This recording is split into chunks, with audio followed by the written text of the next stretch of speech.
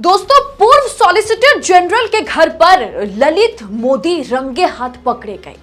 जिस पूर्व solicitor general को सरकार ने एक देश एक चुनाव कमेटी का मेंबर बना दिया, उनकी शादी में देश का मोस्ट वांटेड घोटालेबाज भगोड़ा ललित मोदी क्या कर रहा है? इस सवाल ने सुप्रीम कोर्ट के सरकारी वकील पूर्व सॉलिसिटर जनरल पर बड़ा सवाल पैदा कर दिया। साथ में निशाने पर मोदी जी की सरकार भी है। क्या है पूरा मामला, बताएंगे आपको, तो वीडियो को अंत तक जरूर देखिएगा। नमस्कार, स्वागत है आप सभी का देश नीति पर। देश नीति, केवल सच्ची और पक्की खबरें। चोर चोर मौसेरे भाई, ये कहावत तो दोस्तों आपने सुनी होगी, और अभी देश का माहौल देखकर ये कहावत हकीकत में क्या है वो आपको समझ में आ ही रही होगी।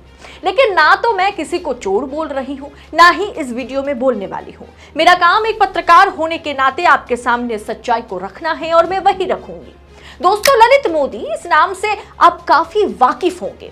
आपको मालूम होगा कि ललित मोदी पर आईपीएल घोटाले का आरोप है। ललित मोदी पर 125 करोड़ रुपए के घोटाले का आरोप है। यह मामला उस समय का है जब ललित मोदी आईपीएल के कमिश्नर थे। 2008 से 2010 तक आईपीएल के कमिश्नर वो रहे और इस बीच घोटाला हुआ। 2010 आईपीएल खत्म होने के बाद बीसीसीआई ने ललित मोदी को मिसकंडक्ट और वित्तीय घोटाले के आरोपी में सस्पेंड कर दिया और फिर 2010 में ललित मोदी देश छोड़कर भाग गए, अब तक नहीं लौटे।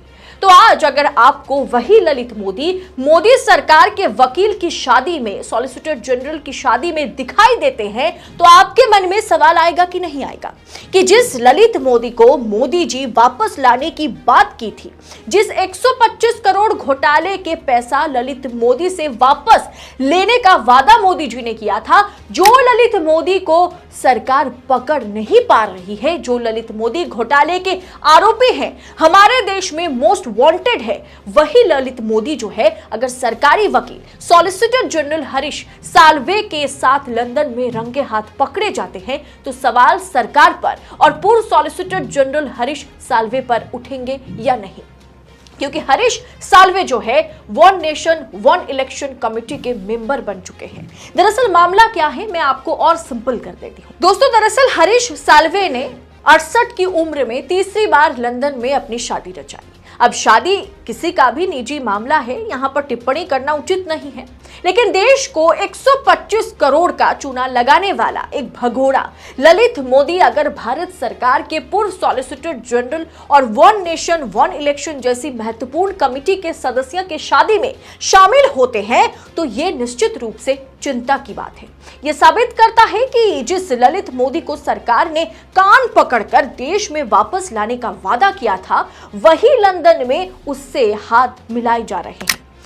68 साल की उम्र में शादी, अगर कोई तीसरी बार कोई शादी करता है तो वो पूरे मोहल्ले को नहीं बुलाएगा, वो बेहद करीब उसे जो जानता है पहचानता है उसे ही बुलाएगा। ऐसे में सवाल उठेगा और उठ रहा है कि जो आईपीएल स्कैम के चलते देश में मोस्ट वांटेड है, सरकार उसे देश में लौटा नहीं पा रही है, वो सरकारी वकील पूर्व सॉलिसिटर जनरल और वर्तमान में वन नेशन वन इलेक्शन, एक देश एक चुनाव कमेटी के मेंबर भी हैं, उनकी शादी में ये भगोड़ा क्या कर रहा है? तो क्या आज भी सरकार के उच्च पद पर बैठे व्यक्तियों के साथ नीरव मोदी, ललित मोदी जैसे मोस्ट वांटेड घोटालेबाजों के अच्छे खासे ताल्लुकात हैं? जिस पूर्व सॉलिसिटर जनरल हरीश साल्वे को मोदी जी ने one nation one election committee के मेंबर बनाया, वो भी कुछ कम नहीं है।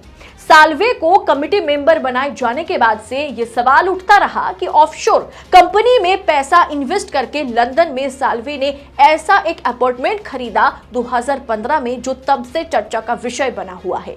पैंडोरा पेपर्स, जो कि हिंडनबर्ग या पनामा की तरह बहुत कुछ खुलासा आए दिन करता रहता है, उस पैंडोरा पेपर्स में यह खुलासा हुआ था कि भारत के पूर्व जो सॉलिसिटर जनरल है एसजी वकील हरीश साल्वे ने लंदन में एक संपत्ति के मालिक होने के लिए 2015 में ब्रिटिश वर्जिन आइलैंड में दी मार्शल कंपनी लिमिटेड को टेक ओवर किया है। ठीक उसी तरह से जैसे गौतम अडानी या विनोद अडानी पर फेक कंपनीज के जरिए बिजनेस और शेयर मार्केट को मैनिपुलेट करने का आरोप लगा है, ठीक उसी तरह से एग्जैक्ट तो नहीं, लेकिन पैटर्न कुछ वैसा ही है।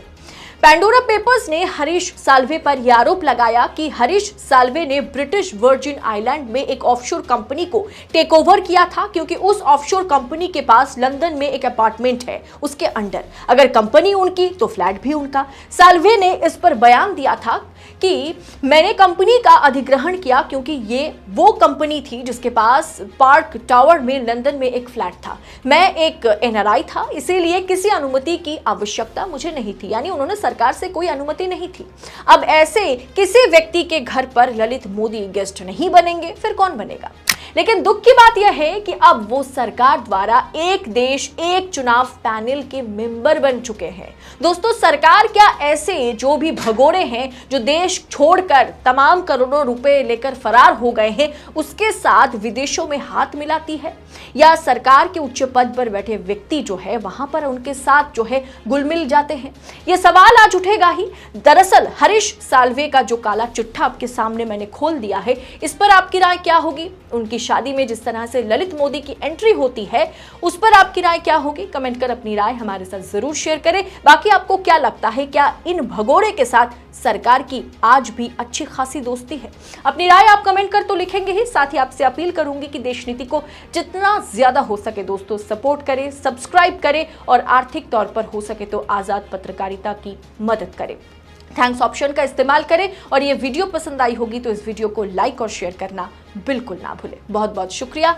जय हिंद, जय भारत। आपका एक सब्सक्राइब हमारे लिए महत्वपूर्ण है। देश नीति को अभी सब्सक्राइब करें और बेल आइकन को दबाना ना भूलें।